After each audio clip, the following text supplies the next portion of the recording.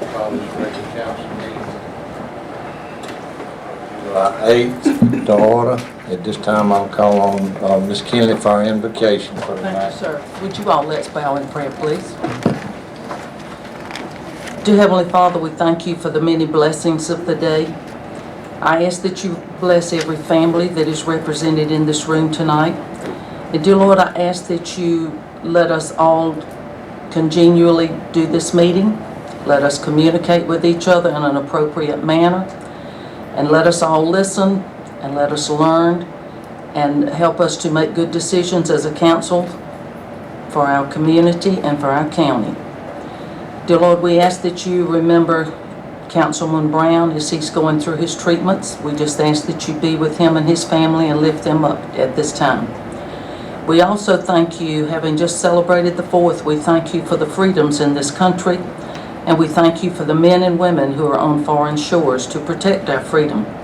I ask that you lift them up out of harm's way and somehow let them know that we support what they're doing and how much we appreciate our freedom in this country. All these things I ask in your precious name. Amen. Thank you, Ms. Kenny. I will now take a motion for the approval of the agenda. So moved, Mr. Chairman. Second. All in favor signify by saying aye. Aye. Those by the same sign. Now I'll have a motion to approve the minutes of June 24th, July 1, and July 3rd. So moved. Second. All in favor signify by saying aye. Aye. All opposed by the same sign. At this time, Ms. Brown, we'll come in. Members of council, I apologize, and also to the public, that I also meant to mention that the microphone on this side is not working, so you will have to come over this side if you don't mind to make your public comment. So you can stand right here and make your comments, and there's also a screen facing this way also for the time. Thank you.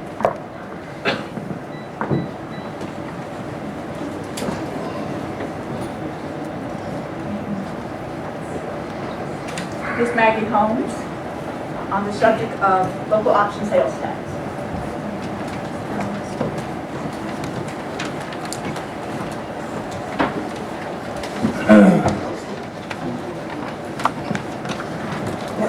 Good evening, Mr. Chairman, Vice Chairman, and members of council.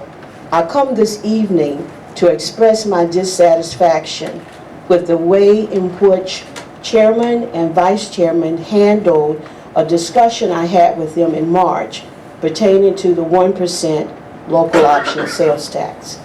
I have lost trust and confidence in council's ability to manage the financial affairs of the county.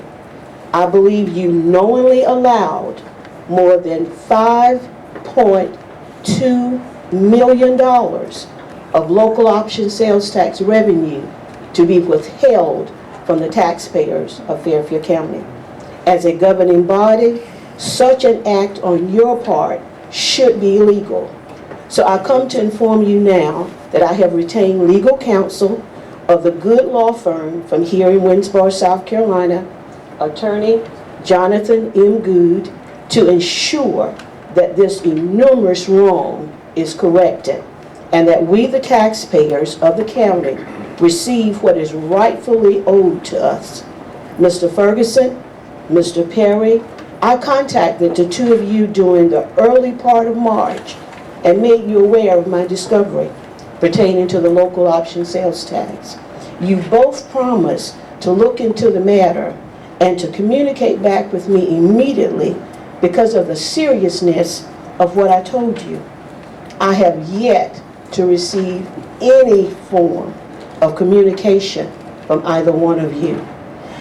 In the previous county council administrator's response to my FOIA request, which was copied to each of you via email in March, I believe confirms the statements that I made to you. But to my knowledge, nothing has been done to correct this matter. I feel that the two of you betrayed me, and not only betrayed my trust, you betrayed the friendship that I thought we had. Thank you.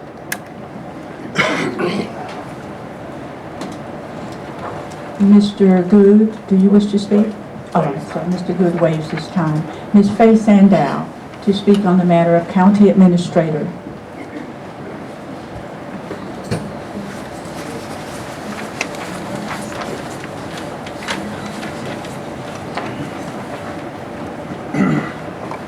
Hello, I'm Faye Sandow.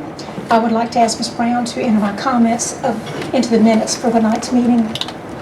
I've recently read the job description for county administrator. Article 7, Section 4-9-620, which is the general statement of employment qualifications for a county administrator, states in part, and I quote, "The term of employment the administrator shall be at the pleasure of the council, and he shall be entitled to such compensation for his services as the council may determine." I would respectfully ask council two things as you begin your search for our new administrator. First, please consider qualified residents of Fairfield County for the open position. It is vital that our county administrator have a vested interest in our county, therefore should own and reside in a permanent residence in Fairfield County.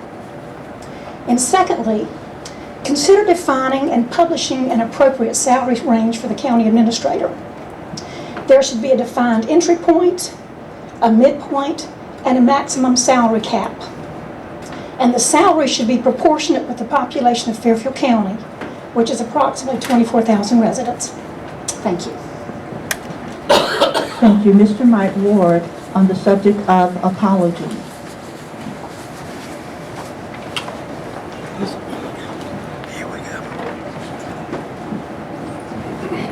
Good evening, council members. My name is Mike Ward, and this evening I'd like to extend an apology to those who were here last Wednesday evening.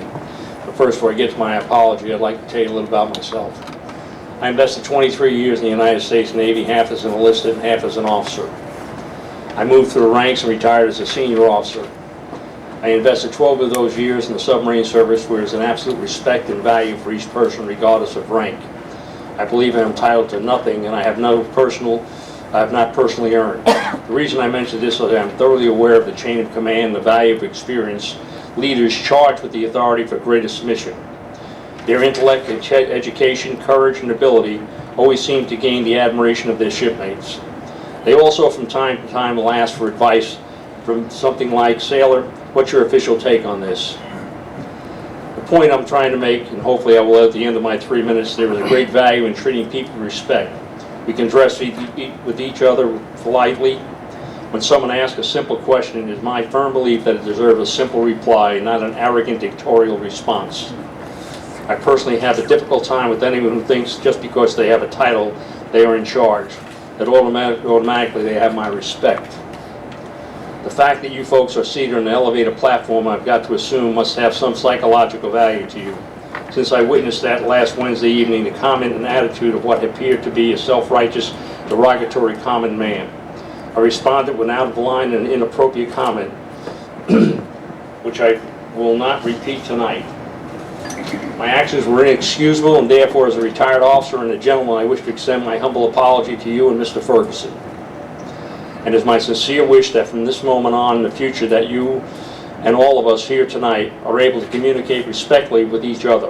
Hopefully at the end of this evening we will all leave with a positive and productive attitude. With that said, I hope that my example of how to apologize and extend oneself will encourage you, sir, to do the same. We are all interested in improving the quality of life and ensuring ourselves that the people who serve our county and our country serve with honor and integrity for good of us all. The anger people have been harboring, I believe, is not disingenuous. It is a sense of disgust, disappointment, and resentment. And I believe that most of you, or all of you, are not connected to the emotions and concerns of all of us here tonight. We feel there are problems to be discussed. We have concerns, and if you folks continue to insulate yourselves from the people who put you in office, I believe you will find those very same people ask you to leave. I want to be sure that there is no confusion with regard to respect and trust. Those two very important qualities are granted not with a title nor with an election. They must be given willingly and freely as they are earned. I hope I am wrong, and I've already apologized. I just want to make it very clear we, and especially me, expect to be treated with kindness, respect, and courtesy. After all, we are the people who put you on put you on that elevated platform, and other people can remove you just as quickly. Thank you. Senator Creighton Coleman.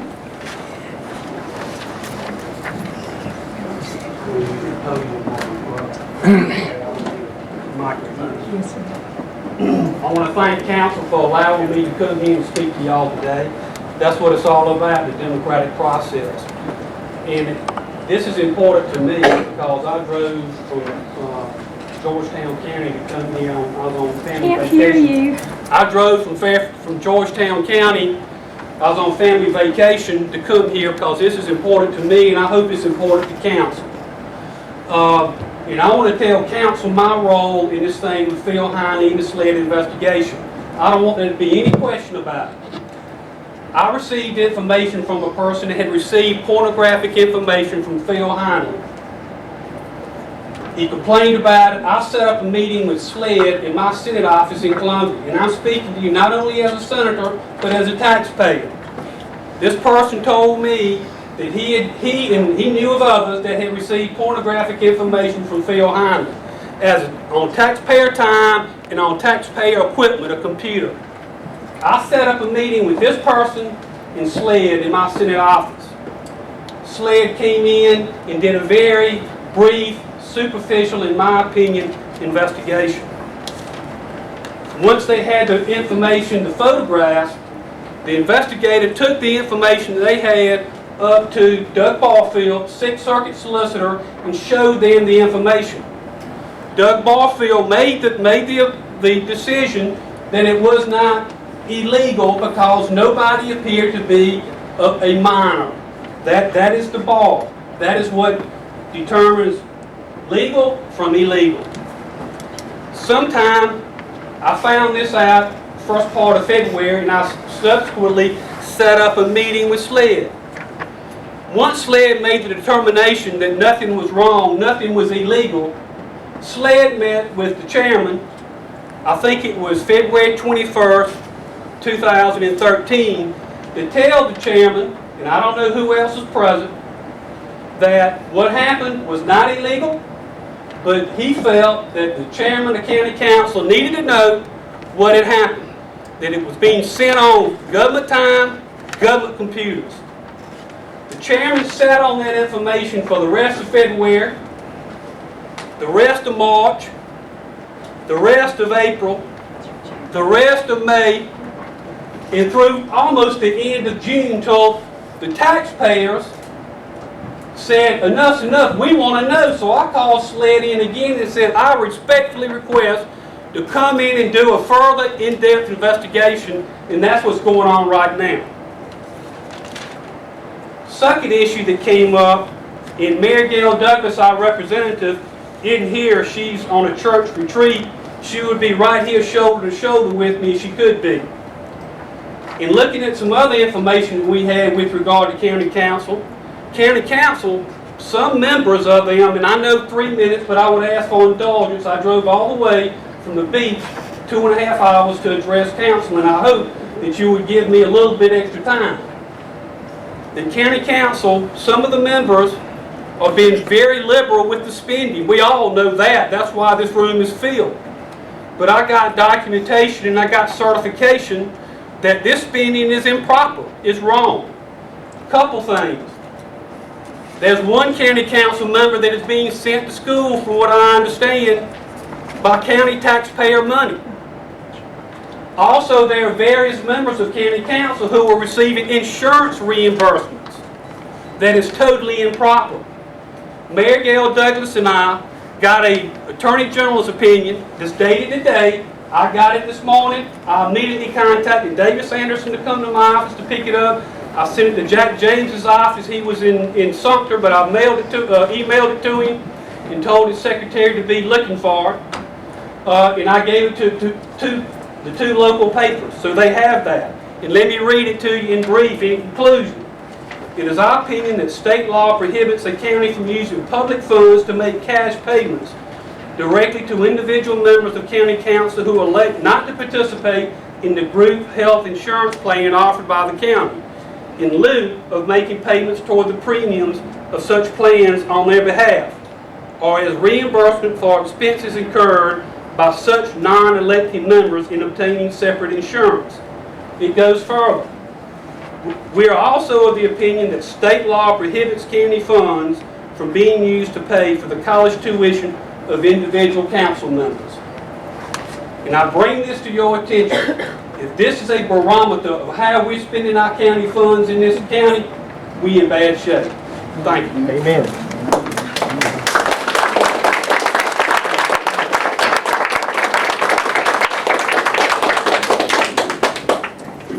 I think Ms. Brown already asked you to act accordingly to where you are tonight, so please, let's don't have the clapping and that kind of stuff. Ms. Brown? Ms. Tangi Jacobs would like to speak on the matter of council, followed by Mr. Kevin Thomas, also. Excuse me, Bob Harrison. I believe I was after Senator Coleman. You are after Senator Coleman. Mr. Bob Harrison, I apologize for overlooking your name. That's all right. It's easy. I too am going to choose, I have written notes, and I'm going to choose to go ahead and read them to you. And it's hard to do while you hold the microphone. I hope you'll forgive me for that. If you can't hear me, let me know. I'm at a loss. What can I say to you that may be effective? My experience tells me lecturing is not usually effective. However, I'm tempted to give it a try here in an effort to make it clear to this council just how serious we take your failure to understand and react to the events leading up to the resignation of your county administrator. I understand that you are a lay council. You are not professional legislators. We fully understand this. We do, however, expect you to be prudent legislators.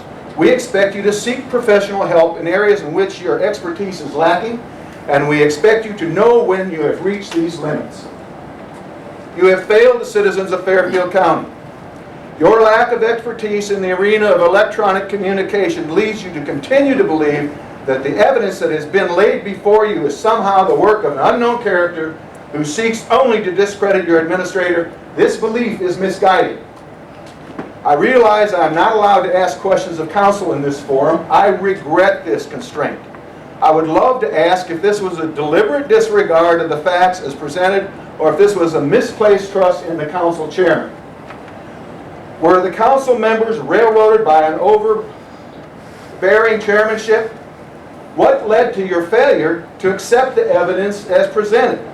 Were all of you properly advised as the true nature of the evidence? Thus far, we hear only from your chairman. He tells us in last Friday's paper that he, quote, doesn't know what got our senator in favor of getting SLED involved, end quote. Council Chairman Ferguson goes on to say in the same newspaper article, quote, for 2.5 months he hasn't said anything, but now he brings SLED back into it. And you know, that kind of scares me, to be honest with you, end quote. Our senator, being actively involved and concerned, scares our council chairman. But somehow this council's failure to take any action whatsoever for 4 months is supposed to be acceptable. That notion scares me. It is important for council to remember that you are a body of co-equals. That, in fact, according to Robert's Rules of Order, the chairman does not cast ballots except in the case of ties. Yet it seems he speaks for all of you. I think perhaps his final quote last Friday's paper is the most revealing. Not one voter, quote, not one voter from my District 5 has been in one meeting we've had since this stuff started. My voters told me when we think you've done something wrong, we'll let you know. I see that our chairman does not concern himself with the entire county. He should not speak for the entire county. Our state constitution does not provide for recall of county council members, but it does not prohibit council from recalling the chair. The 6 of you who have been represented by constituents to these proceedings may want to consider making that happen. Thank you.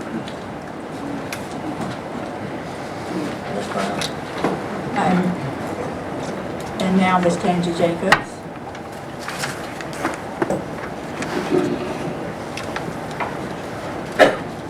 I speak loudly as well. I don't really mind to say. But thank you. Chairman Ferguson and council members. Usually I don't use notes, but this time I feel that I must. As I stand before you this evening, as a concerned citizen of Fairfield County, let us all be reminded of one of the greatest speeches given to us as Americans by Abraham Lincoln. And it is taken from the Gettysburg Address and the last sentence of this great speech, and I quote, that this nation, under God, shall have a new birth of freedom, and that government of the people, by the people, for the people, shall not perish from the earth. Let me reiterate, that government of the people, by the people, and for the people. Let us all think about that for a moment. Then we should ask ourselves, as we acknowledge the process that had to be taken to demand that this county council, which is our local form of government, is of the people and not a dictatorship, a term that is of late frequently used in conjunction to describe the actions and attitude of our county council chair. By the people. We the people will hold our elected officials accountable for their actions, as it has been shown by citizens, voters, non-voters, community leaders, various organizations that came united together on one common goal, or on a decision or ruling by this council that was unacceptable, embarrassing, and in my opinion, showed a total lack of competency in this council. For the people. We the people are asking that a review of the hiring process for our next county administrator be available to the public to review and not limited to only those on county council. And if this is already in place, I thank you. But if not, then to include a certain number of concerned citizens that will meet with candidates along with county council, that will interview each candidate's qualifications, work ethics, accountability, and integrity. And I might add, for Fairfield County, review the authoritative powers and tenure given to this position. We often hear talk about the negative faces of Fairfield, but I would like to end this with the comments from another great leader of our time, Dr. Martin Luther King, and I quote, "We all have the drum major instinct. We all want to be important, to surpass others, to achieve distinction, to lead the parade. And the great issue of life is to harness the drum major instinct. It is a good instinct if you don't distort it or pervert it. Don't give it up. Keep feeling the need for being important. Keep feeling the need for being first. But I want you to be the first in love. I want you to be the first in moral excellence. I want you to be the first in generosity. Let us remember, we live in a democracy and not a dictatorship. Move forward, Fairfield. Be first and do what's right." Thank you.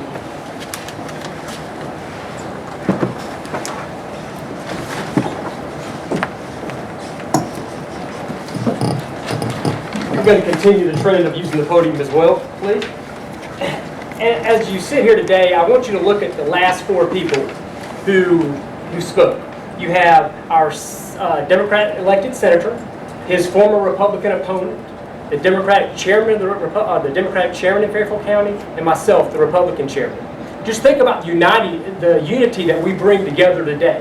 You have people from all districts, including the 5th, and you have people of races galore. So we're all here united because of the actions of this council. Now I'm going to get into my comments.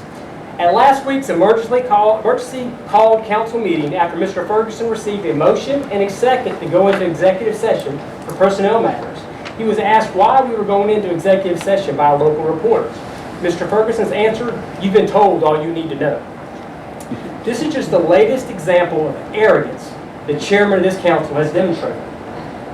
At a meeting called on Tuesday, July 2nd, with county department heads and elected county officials, Mr. Ferguson described how much the housing situation had disturbed him. He also said he hated that he had to listen to the citizens of Fairfield County stand at this microphone and lie. He went on to say he wished he had a device on the microphone to slap each one of us when we lie. Surprised me too. Mr. Ferguson, you've already questioned my integrity in the newspaper.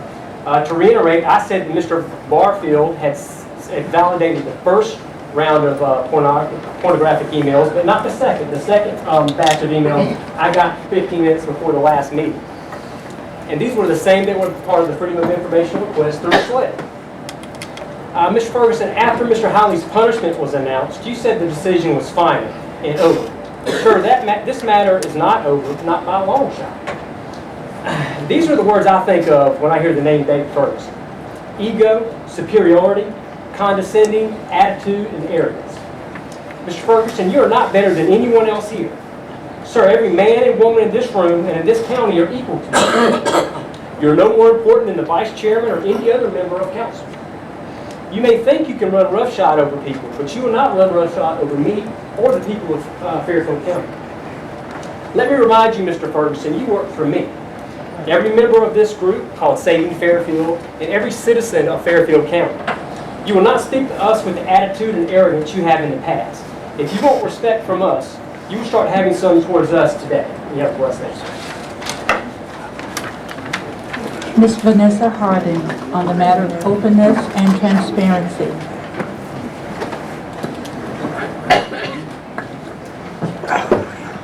Well, I'm kind of Vanessa Harding. I am a new resident of Fairfield County. Within 2 years, I joined the Saving Fairfield Concerned Citizens Group, and I was appalled at the behavior that I witnessed last Wednesday that Mr. Thomas just touched on. The hostility that seems to be a part of the council group in reference to these citizens, myself, you know, the people who are here trying to do something better with Fairfield County. I would ask that you would change that attitude, that you would have a little more openness in hearing where our concerns are, in listening to us, in some transparency. Where's the money going? Where are things heading in Fairfield County, and why can we not have open discussions about this? I invite you to attend our meetings. We're not filled with rumors and gossip and these types of things. We're honestly looking for ways to be able to communicate with you and get some answers and be able to move forward with Fairfield County. That's all. Mr. Randy Bright.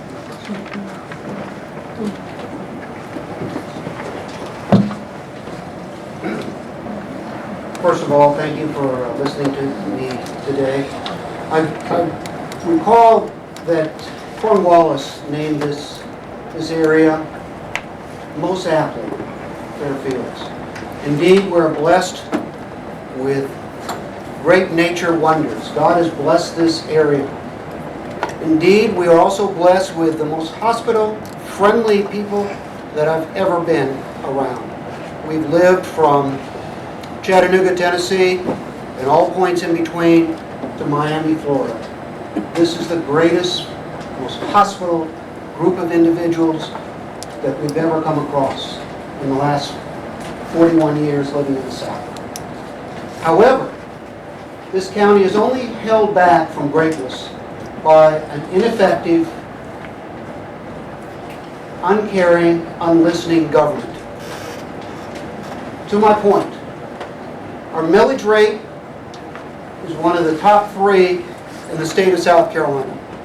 However, we get services like every metric, every service rating list, our county school district ranks us in the bottom 20% of one of the worst states in the nation as far as education is concerned. Where are our services? Where is our money going? We have a emergency service that's just one step up above my wife's minivan. We have a millage rate, I repeat, a millage rate for an individual buying a typical car today. The first year, that millage rate adds another 3 months of payments on their car to their total payments for that year. No wonder this population has hardly grown since the Civil War.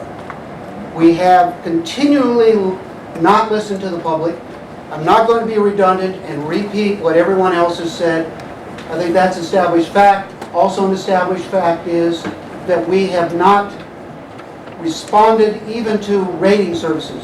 Does anybody know what our grade is from the Sunshine Rating Service in the state? For transparency and it's that's a rhetorical question.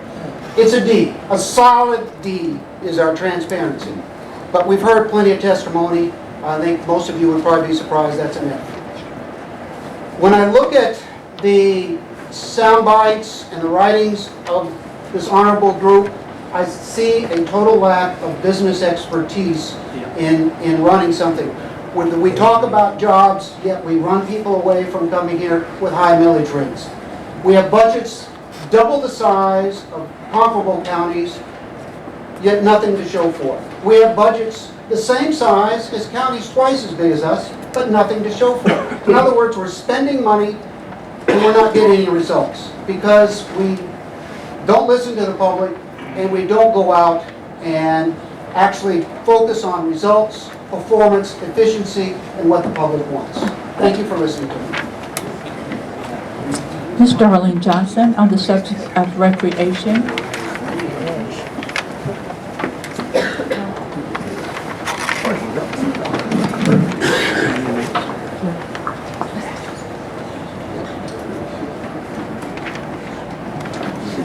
Good evening to Chairman of the Council and Council members.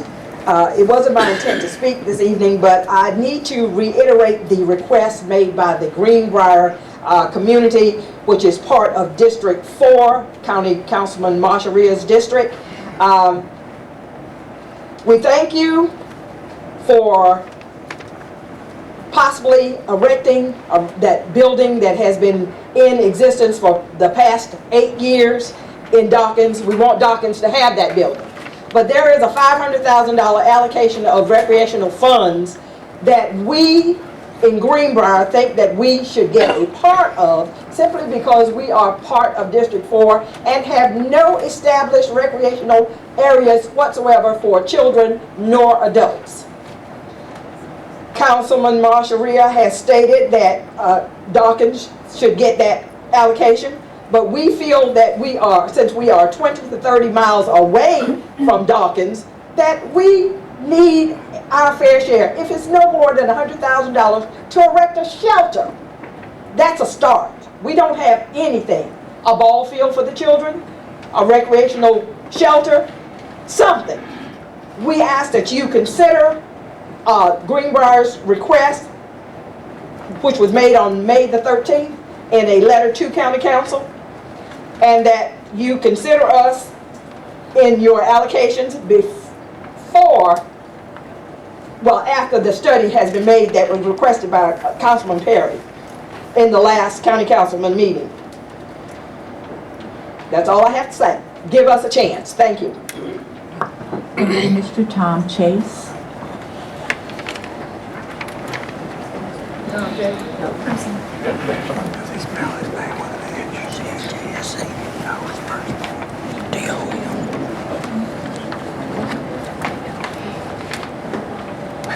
I want to talk about public debt. Okay, well, speak loudly. Our country's deeply in debt, and many states and municipalities have unfunded liabilities. It appears that governments everywhere in the country are spending money they don't have, putting taxpayers at risk because of government mismanagement. When private businesses fail, they go bankrupt, and those entities no longer cease to exist. Unfortunately, when governments fail, taxpayers, us, we're left to pay the bill. Our governments need to be run efficiently, as one of the gentlemen just pointed out previously. Yet seldom do we hear anything about our governments attempting to do anything about waste and efficiency. When private enterprises find themselves in trouble, They employ a host of experts to reverse the situation. Accountants pour over accounting records. Marketing, sales experts analyze the situation. Internal and external consultants are employed to study the situation for solutions. Detailed time studies are undertaken to ensure that no more workers than necessary are employed to run the business. Yet, one rarely hears about governments trying to save the taxpayers' money. We see our taxes going up. When was the last time you heard about a tax reduction? It all seems to me that the only thing the government wants to do is to grow, and spend more and more of our money. Let's remember this. Governments do not create money and wealth. They don't create the revenue that they spend. That is done by private enterprise, by capitalists, individual business people risking their money. And who gets the proceeds from that money? Government. But the government doesn't produce that revenue. But it's obvious to me that governments don't know how to run like a private business. And please remember this, governments receive virtually every penny they get from private enterprise. But quite frequently, governments are run by people without any business experience. That doesn't make sense. Governments need people with business experience to be managed in an efficient manner. Without experienced business people in charge, governments founder like a ship on the sea in a hurricane, just like our nation is right now. Government elected officials are often elected who say, yes, you can have whatever you want. Seldom do we hear elected officials who tell the public, no, you can't have that. It's just like a parent telling a child they can have and do whatever they say or what they want to do. Is that maturity? We need mature, responsible people running our governments. It takes responsible, intelligent people to sometimes say, no, we can't afford that. Remember, government gets its money from business, driven by what's become a bad word, capitalism. But capitalism has given us everything that we have today in the form of technology and a wonderful standard of living through the grace of God. But let's just remember this. If you keep beating business down too much, keep taxing business too much, keep taking away from private businesses too much, you're going to destroy what made this country great. And if you destroy it, it's going to be like killing the goose that laid the golden egg. Thank you. Thank you, Mr. Barry Tuttle, to speak on the Dawkins Center.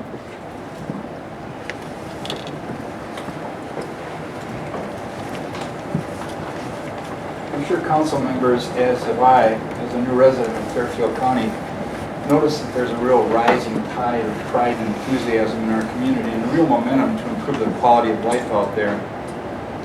We're organized and we're listening to each other and being very intentional about reducing crime, litter, noise, speeding, and the use of alcohol and other drugs so that our neighborhood kids who have a right to experience safe environments in fact do so. Our kids have been a real vital part of the revitalization areas, efforts that we're making out there in Dawkins. But they're also very perceptive and keenly aware of the history of the Dawkins Community Center issue. They're currently asking when the county will act to fill the current void in terms of offering safe places to gather outside of their own homes and school environments. This sentiment, which they've discussed with me several times when I've had contact with them, reflects a national trend that I talked about at the last council meeting. It was done in a grading grown-up study which was conducted by the Search Institute in Minneapolis along with the Gallup organization. Basically, this survey asked if adults were living up to their responsibility to provide safe places where kids can constructively use their time, receive mentoring, and given opportunities for service to their community. Youth in the United States concluded that they don't have plentiful caring connections with adults outside of their own families and simply do not feel valued by their communities. In my further conversations with kids during a recent litter pickup, some of these kids were 6 and 7-year-old kids walking by homes where some of the adults that had dumped the litter were watching them walk by and pick up the litter. They reported the same sentiment. They don't feel particularly valued outside of their homes and school environments, to the point where government entities are providing the investment needed to provide them with safe places to meet, neighborhood-based recreational opportunities, if you will. In my 40 years of service, almost every one of them was involved in some kind of youth work, whether it was with kids with developmental disabilities or kids that were substance abusers, or as a mental health clinician with mental health issues. Prevention of youth risk behaviors is less costly than intervention. We all know that. One powerful prevention tool that I've experienced in my career as a person involved with youth is the neighborhood community center concept. They're really more than brick and mortar. They need to be viewed as proven prevention tools and youth asset building tools. I mentioned the youth assets last month as well. Those are the 40 development assets that have been identified by the Service Institute. Kids need to grow up to be competent, caring, responsible citizens, reduce their youth risk behaviors, and increase their thriving indicators. Through the volunteer efforts, our Dawkins youth have demonstrated their sincere commitment and credibility. Now it's time for council to do so as well by affirming their previous commitment to build a community center in Dawkins. Fairfield County kids are all our kids. We will either profit by or pay for whatever they become. Thanks very much. Thank you, Mr. William Coleman. On the subject of council. Thank you. Can everybody hear? If not, I'll try to talk a little bit louder. Well, once again, I come before you members of council to voice my concern about how the matter of our former administrator was handled. If you have stepped up to the plate when these emails first surfaced and done a thorough investigation, then maybe all of this wouldn't have happened. However, you didn't. We can only ask why. Was it because you really didn't want to know and hoped it would go away? Or was it that you thought that there were one or more people around the county that had it in for Mr. Hindley? From comments made by you, Mr. Chairman, and others on this council, there was a vendetta to get rid of Mr. Hindley. And those comments still continue, as was reported in the Voice last week. It is time you council members remember that when you point a finger at others, there are 3 pointing back at you. Quit trying to blame others for what has transpired, but get to the bottom of this, as you should have done months ago. There wouldn't be any mud on anyone's face if you had handled this problem in the manner it should have been when it all surfaced. My other comment this evening extends from last regular council meeting when I invited you to a forum to just have an open time with us for us to ask questions and get answers. You didn't take me up on my offer. Evidently, you don't want to answer questions. In some of the past council meetings, when Ms. Brown reads the rules of our 3-minute comment period, she states not to ask council questions. Well, how are we really going to know what is going on? I urge you to be transparent with your actions. Thank you.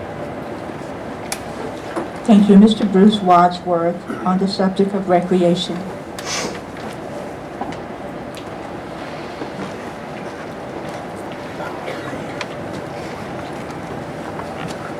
Good afternoon. Here we go again. I've been here for months now on the same matter, that recreation department that was supposed to go in the Dawkins area. That building's been sitting 8 years. I love to ride through the watery community and see how many kids they have in that community, since they have 2 buildings. I would love to see how many of you councils up here have kids that don't have anything to do in their community. I would love for you to feel our pain. It's just for a little while. We've been asking for something that's supposed to have been already voted on. When we was here last time, we got an answer. We want to do some studies. If you voted on this thing back when you voted on it, why didn't you do the studies then? I feel like that's just a holdup. I think that's a point, and I asked county council, if you ride through our neighborhood, you won't find nothing for our kids to do. I didn't see anybody ride through our neighborhoods. Do you care?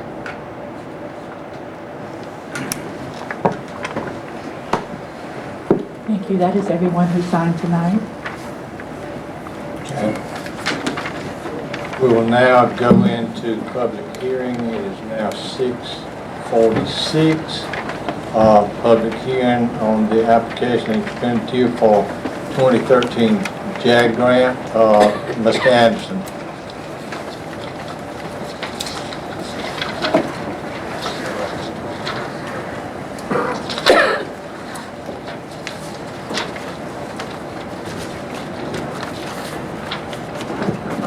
Yes, sir, Mr. Chairman, and for the citizens.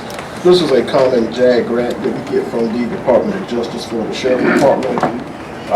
They apply to get what I call mobile cameras when they get out of the car and have to go into people's homes. The cameras will track the officer to make sure that everything that's happens properly, and it also helps with liability. They're getting 13 cameras. The cost of the cameras, the grant will cover over $10,000, and the county will pay out of the sheriff's department budget only $383 for them to have those equipment. So almost 90+% is coming from the grant, and they don't only have to pay $383 for that apparatus. And that funding will come from the sheriff's budget? Sheriff's budget, yes, sir. Have anyone sign up for the council? Any discussion?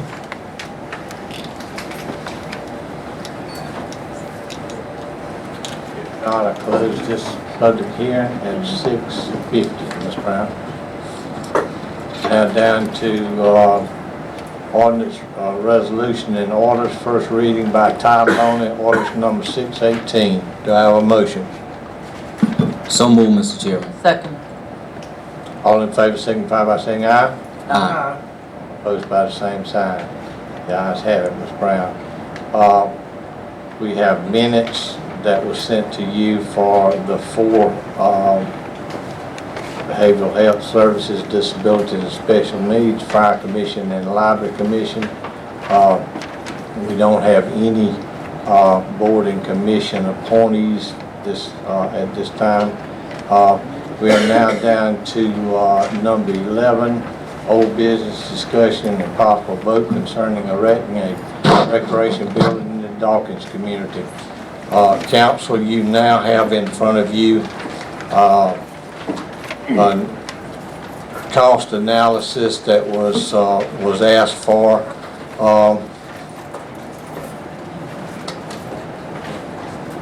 It's coming up right now.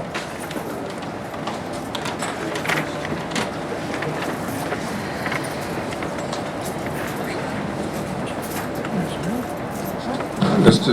Chairman, if I Yes, may sir. speak. This is the first I've seen this, and we're going to discuss this tonight. I hope it's not a tactic to delay voting on this building with a cost analysis.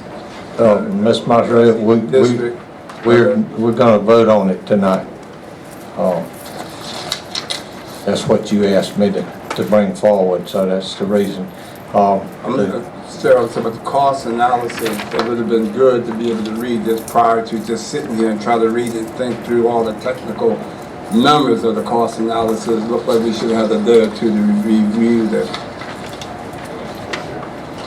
I just received it myself just a little bit ago, Ms. Montreal.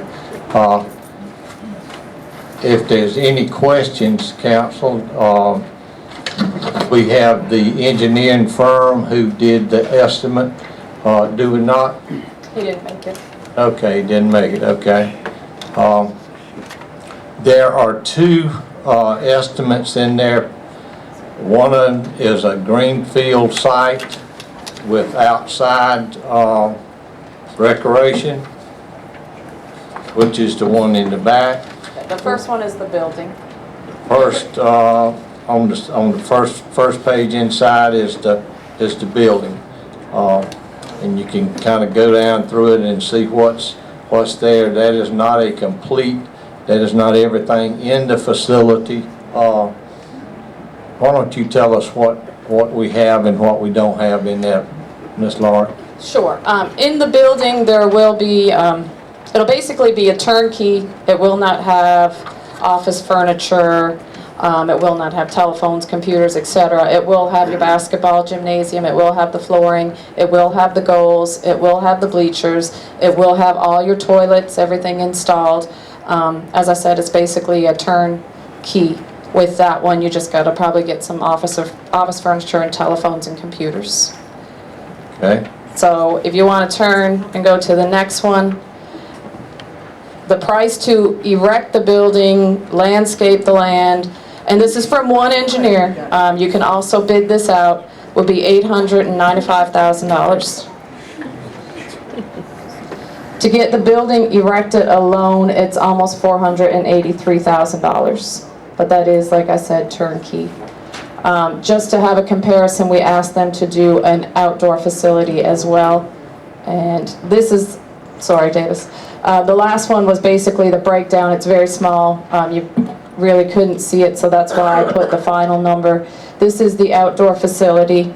So you wouldn't have the building there, but you would have ball fields, tennis courts, walking trail, parking lot, and an extra practice field as well that you could use as a multi-purpose field. The cost, however, for that one is on the next one. It's $720,000, but it can be lowered if you remove some items, and if you wanted to reinvent that park, you could do it. These are just some things that Alliance basically do for other recreation, so they just put that together, and they said we could get it under $500,000. Sorry.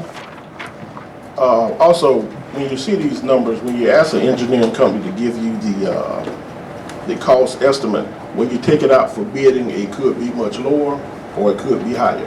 But that's what they are predicting that what that service would cost by them looking at it from engineering studies. And that's just one company as well. So those were just the two comparisons that we got for the Lads Road. We went with Alliance, who the county has used in the past. And as Davis said, you can get this lowered by bidding it out, but I can't tell you what every company is basically going to bid.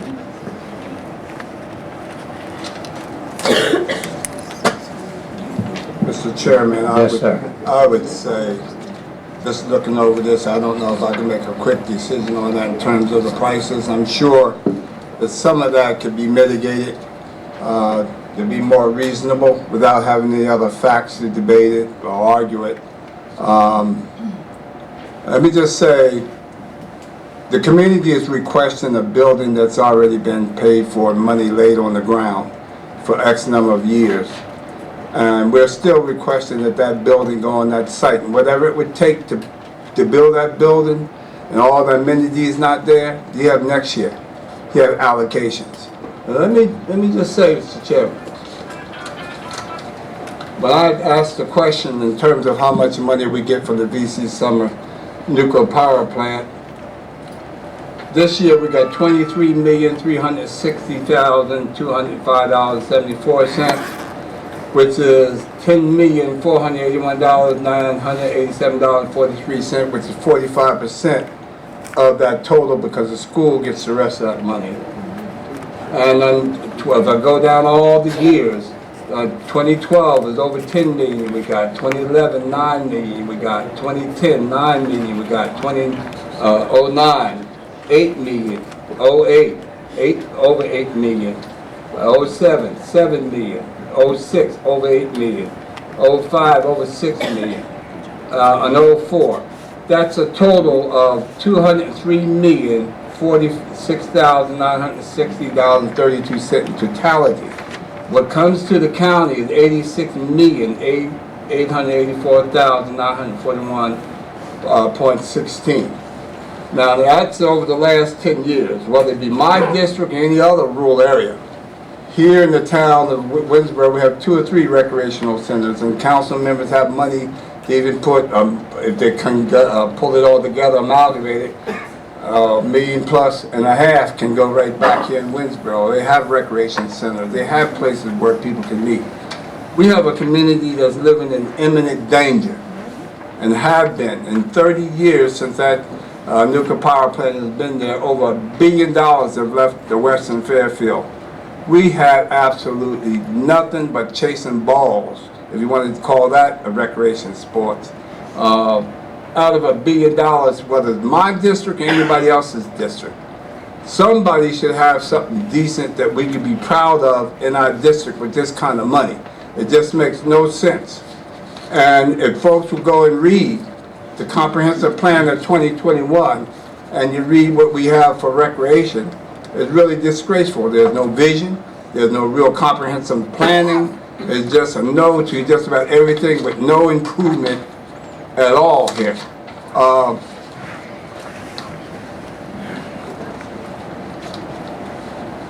And the table 25 Fairfield County Parks and Recreation Facility inventories of 2010.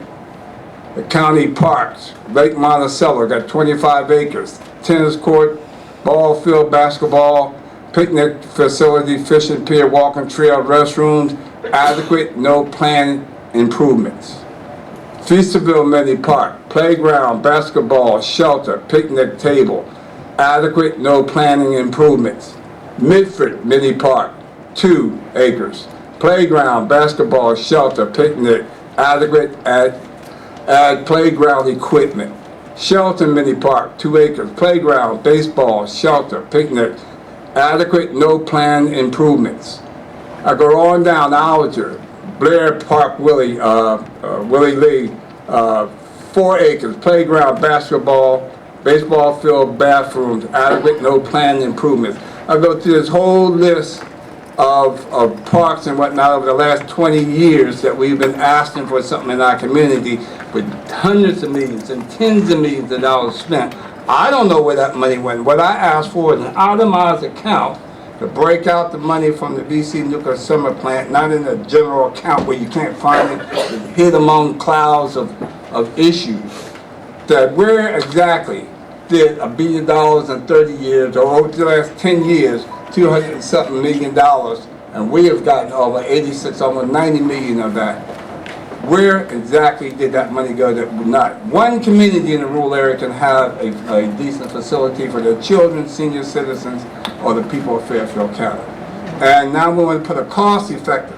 Now we have the Walter Brown Industrial Park. We have the 12 or 14% unemployment. We've spent millions. Let's break out the cost effective of that, and we have the 12 or 14% unemployment rate, and got buildings empty. Where's all the money that we cannot do something for the children, senior citizens of our community? Where have all that money went to that we can't have something? And I'll comment later if anyone has something to say. And I'll make a motion, Mr. Chairman, that the council vote to the building that they approved for Western Fairfield be placed on the 8.12 acres of land that the scanner gave to us some 15 or 20 years ago. I second that, Mr. Chairman. Okay. Any discussion? Mr. Chairman. Yes, ma'am. In answer to some of Mr. Monsterville's questions and concerns to you all, let's discuss the money first that has come into this county from VC Summer. That 90+ million has gone to provide services, etc., for this county budget every year. And everybody seems, a lot of folks, not everybody, but a lot of folks seem to think that if we would reduce the local taxes on everyone, how much better we would be because VC Summer's paying it. Do you realize that if we reduce taxes 1 mil, we've reduced on a $100,000 home $4.50. You just reduced VC Summer by over $56,000 for one meal. Based on that, we've had a budget, and every dime of all of that money has gone in to meet the budget that this council for many years has passed, ever since they've been there in the 80s. So that's where the money's been going. Those tax dollars are not earmarked for any particular group except the ad valorem tax payments. He also states that the council has no vision for this county. There have been several studies through the years for recreation, and I beseech the chairman tonight, before we vote, and I beseech the rest of you to vote no, but before we vote on this motion that's on the floor tonight, set a special night. We met 2 nights last week, we're meeting 2 tonight. This week we're meeting 2 the end of the month. Add one more. What's one more meeting for us to come to? Add it. Let's look at the latest study that was in 2009 and look at what's good for Fairfield County and not per district. I've represented District 2 ever since I came on council. Until the reapportionment this past year, District 2 does not have even a mini park in it. Sure, we have the state park, but do you realize that every one of you, unless you're a disabled veteran or something like that, has to pay to go into that state park and use it? That's compliments of you state folks. So we don't have that. We have many people who live in District 2 out at the lake, and the only place they have to go fishing is to stand on that overwalk bridge that was built a few years back, and a lot of that was grant money that did that and contributions. I ask that we have an analysis, a cost analysis of what it was going to cost if we took the present building that's been on the ground for all these years. And so tonight we find out what it is. In the wisdom of the majority of this council, they voted a few months ago to have a bond issue, of which $3.5 million is recreation, and $500,000 goes to each district for recreation. I understand that there was a meeting Tuesday of all the department heads, and it was suggested to them, even though we just started a new budget July 1, cut your budget 15%. Are we any better sitting up here with our recreational needs of $500,000 not to cut that budget 15%? And we're talking about $75 million.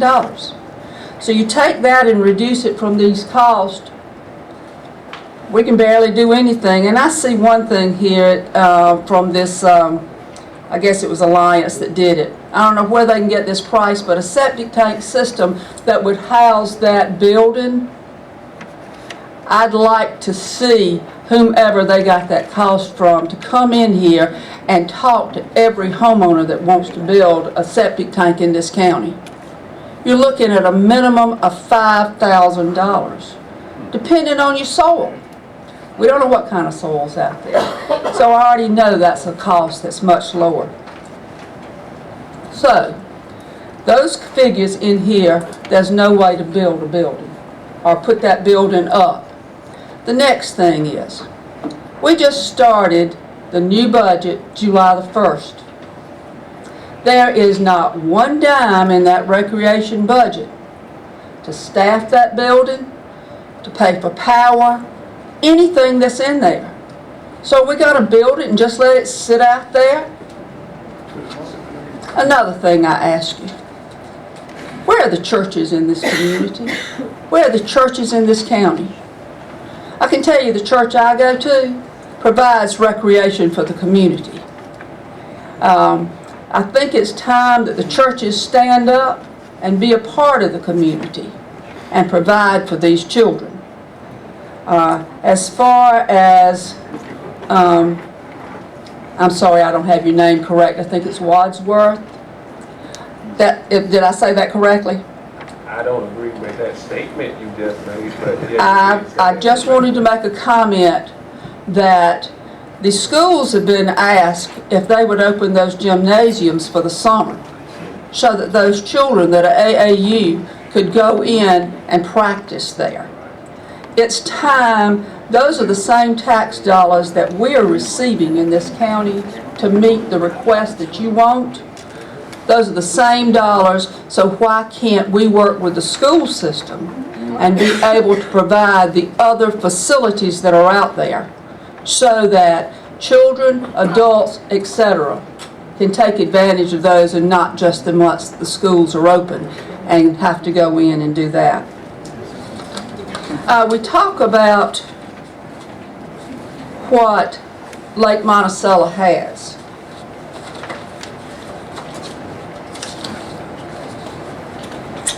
We have a contract that was signed April the 23rd, 1979 for Lake Monticello. In that contract, it has 3 provisions in it. And I can't tell you exactly what all they are at this point. Here I find it. We're leasing that property for 30 years for $1 a year. The first provision is to be used for public recreational purposes. And everything, all the signs and everything had to be at ground level so you don't mess up the view of the lake as you go down 215. But the first thing was to build a baseball field with necessary lighting, grassing, fencing, and bleachers. 2 tennis courts, access road and parking, restrooms, and a picnic area which associated tables and park stoves. After that, they had a second phase to include but not limited to a tennis court lighting system, a softball field with associated lighting, grassing, fencing, and bleachers, a multi-purpose court with equipment, and 2 additional lighted tennis courts. And then there's a third provision. And does anybody want to guess what that provision is? It shall consist of the construction of a small recreational center or community center. And then we have this illustrious 8-point-whatever acres that we keep talking about.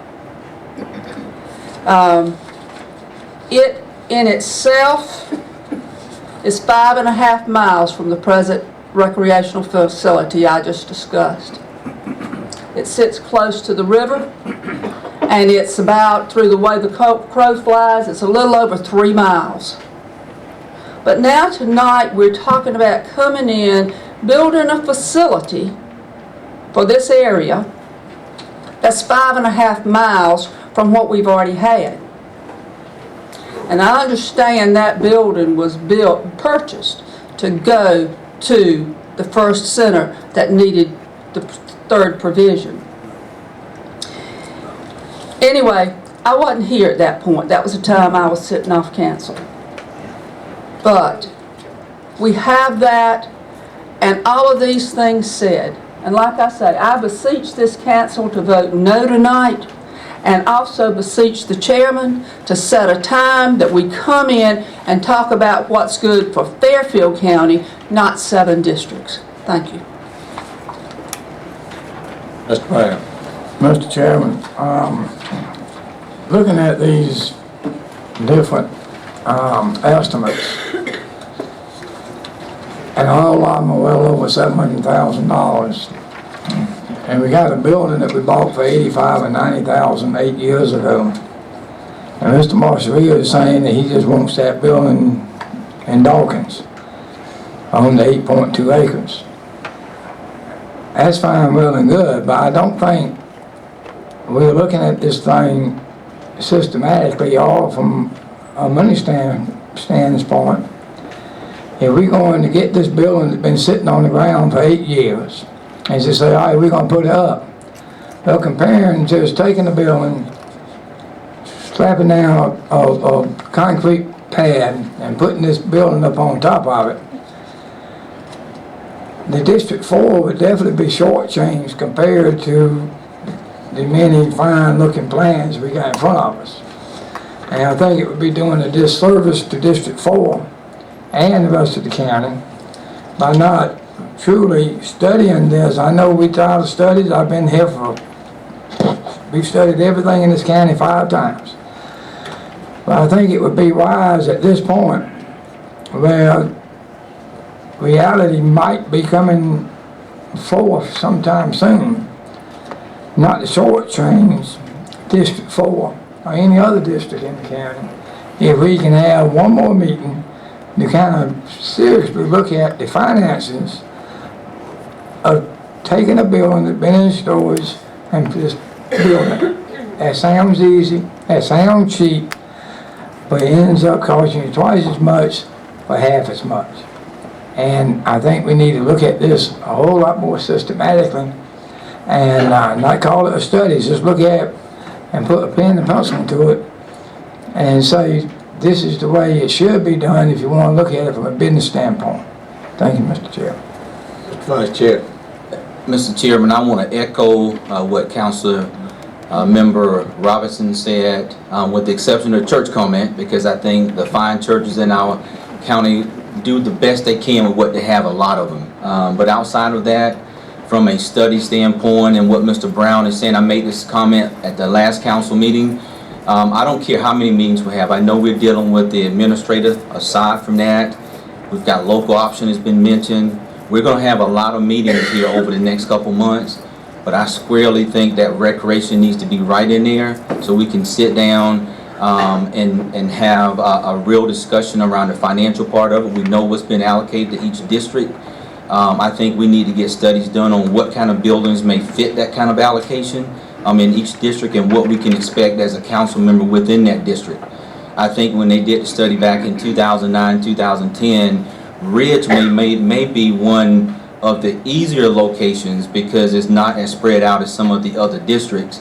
But right now, you heard Ms. Robinson mention when we went through the 2010 census, for example, District 1 lost this part. Belton Park is now part of Ms. Robinson's district, so we don't have a recreational facility of any type in District 1 in Ridgeway. So I think it's important that we sit down so we can get moving on this, we can get some studies done, we can get some estimates of what buildings look like, and we can discuss as a council what it looks like from a county standpoint. I know that we represent a district, but we're county council representatives, and I think we need to sit down as a council and decide these things. But I think the sooner the better. I don't care if it takes 2 or 3 meetings per week. I think we need to sit down and get it done, Mr. Chairman. Mary Lynn. Thank you, sir. I just want to say to the people in Western Fairfield, I understand and I do feel your pain because I remember days when there was nothing a lot for us to do. And I think you keep kids off the street when you keep them in recreation and music. And those are 2 things that I've always stressed. At our last intergovernmental meeting, we had the best discussion I think we've ever had with the school board, the Town of Winsboro Council, Ridgeway Town Council, and our county council. Very good dialogue. It was asked of the school district if they would please open the gyms. They're opening the libraries this summer. Council has already told them we would help support that with people to manage the gyms to let these kids come in. And I wonder how many of you have gone to the school boards to ask that. That's taxpayers' dollars too. And we need to be able to use those gyms and libraries for our children.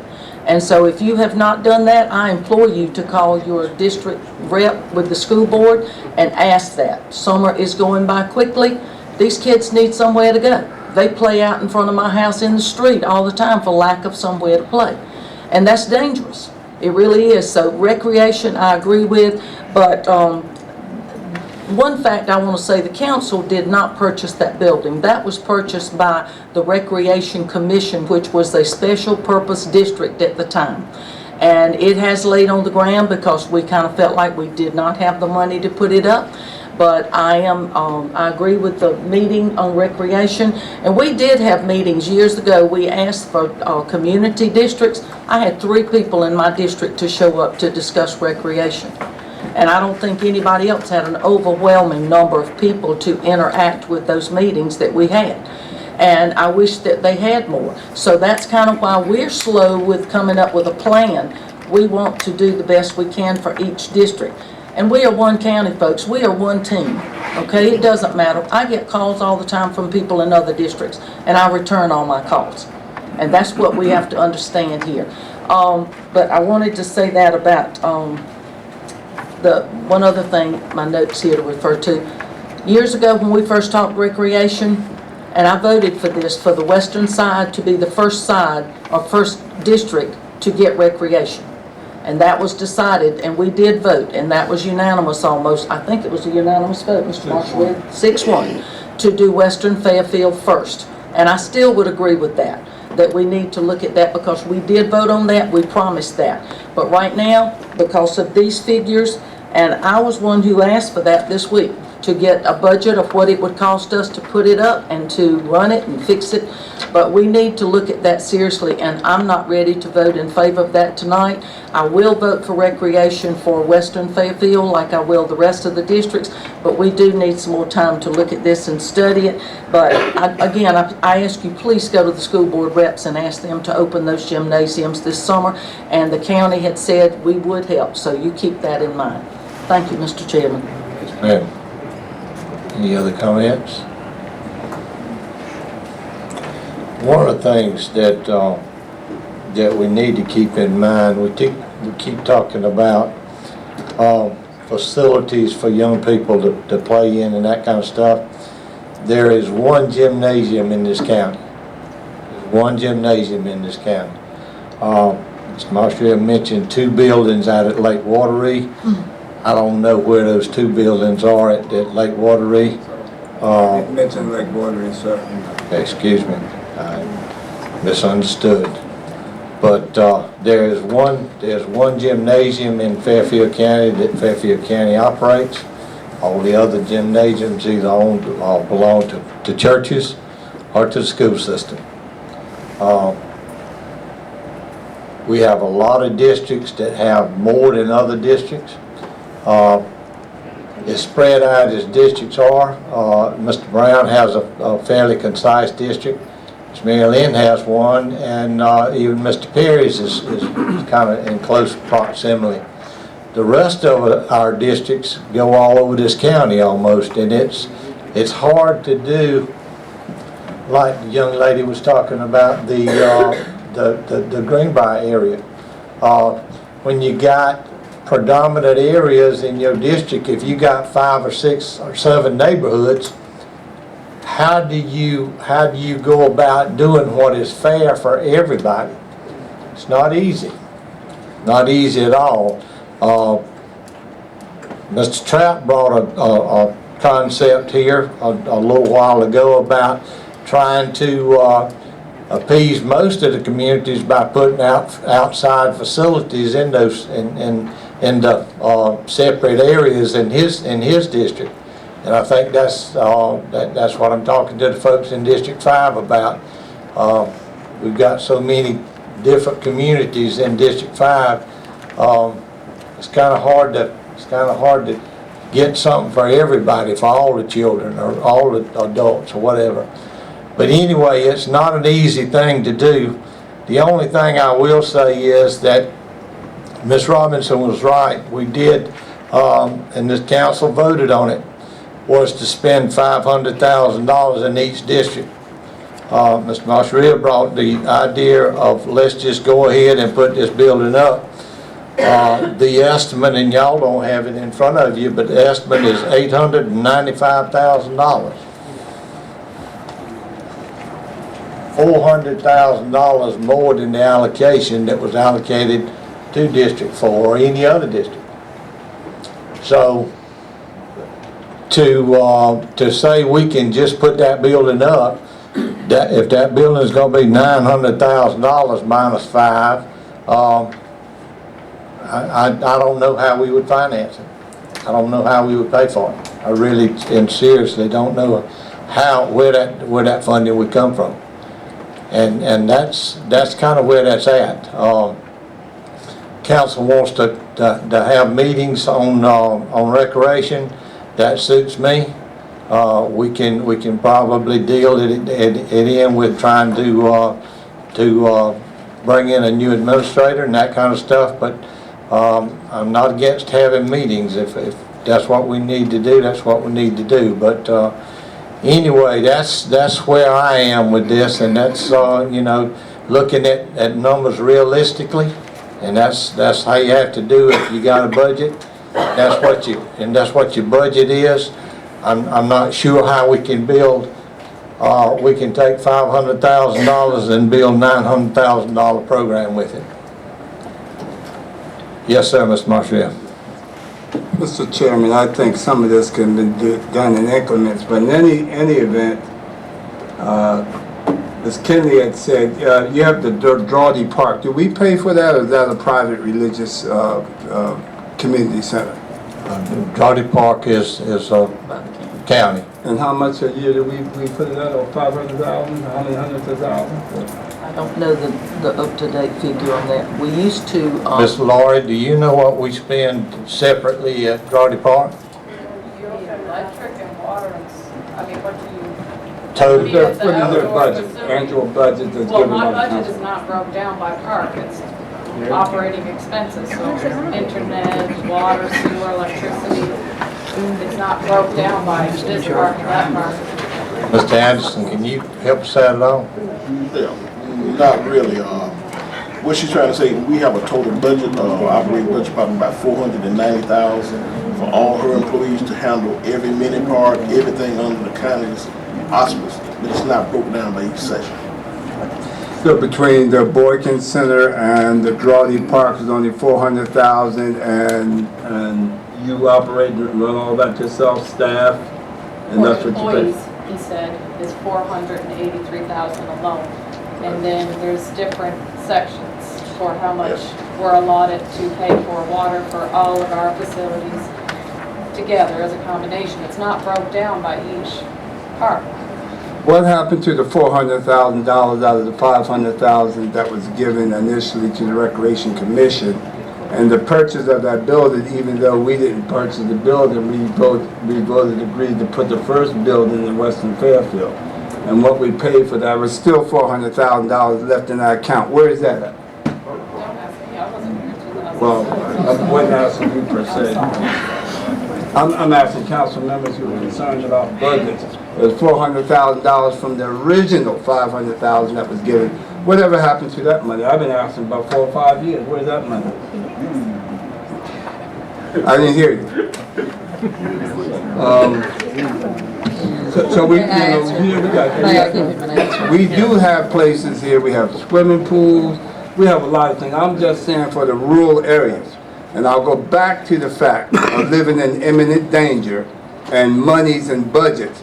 You know that I brought before this council, only been a few years ago, when the Boyd family house caught a fire. And I got a call, I ran up there, I heard them screaming in the house. Grandmother, the granddaughter, and the great-granddaughter, screaming. The fire truck 3 minutes away from this house, less than 3 minutes. Even pushed it with 3 minutes. From flying up in the yard, chased everybody out the yard, jumped out the truck with no water. Do we still have a condition like that? Did that happen? Is that yes or no? Is that factual?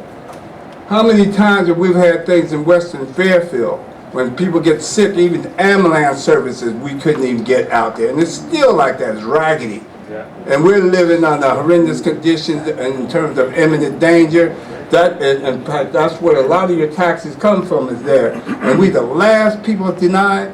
I can see Mr. Brown has spent millions in the Walter Brown Industrial namesake. Where's the jobs? We spending what, on the new industrial park? What we actually have allotted for that? What, $16 million? The first was 6 or 7. We just have another 7 million, right? We already put 6 million in it. Am I misquoting something? So all that money can go for these industrial parks and what kind of jobs come in here, and I don't know what it is. I guess you build it, they come.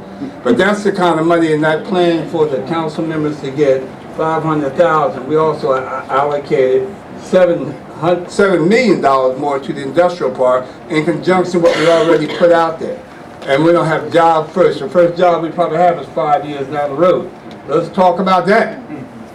And the only thing I asked for here tonight, the motion I made tonight, I made a motion that the council vote to put that building on the 8.12 acres of land. Now, you want to argue about the money later on, we'll argue about it. I asked that the council approve putting it on that property.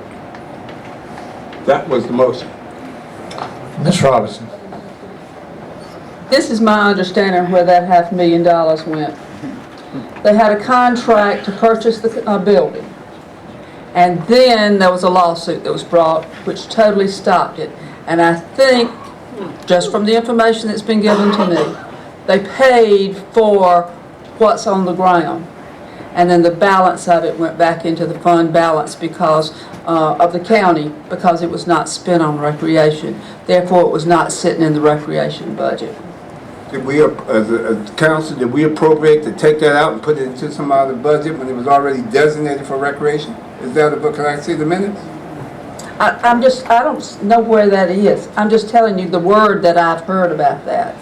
And even though things are allotted in the budget, a possibility, if you don't spend it, that's the way you build a fund balance. I don't know. I'm just telling you what I've been told. Well, the fact is that money was there allocated for recreation, and you still should have $400,000 in that budget that's been allocated for recreation on the very first project in conjunction with the $500,000. And Mr. Holly had said that was in the budget in that way. Mr. Vice Chair. Well, I'll call for the question, Mr. Chairman. Okay. All in favor, signify by saying aye. Aye. Aye. In favor of what, Mr. Chairman? Your motion. Can you repeat the motion, but I... Would you repeat the motion, Ms. Brown? The motion was that the building that council approved be placed on the 8.2 acres of land that Santa gave years ago. Okay. All in favor signify by saying aye. Aye. All opposed by the same sign. Nay. Nay. Okay.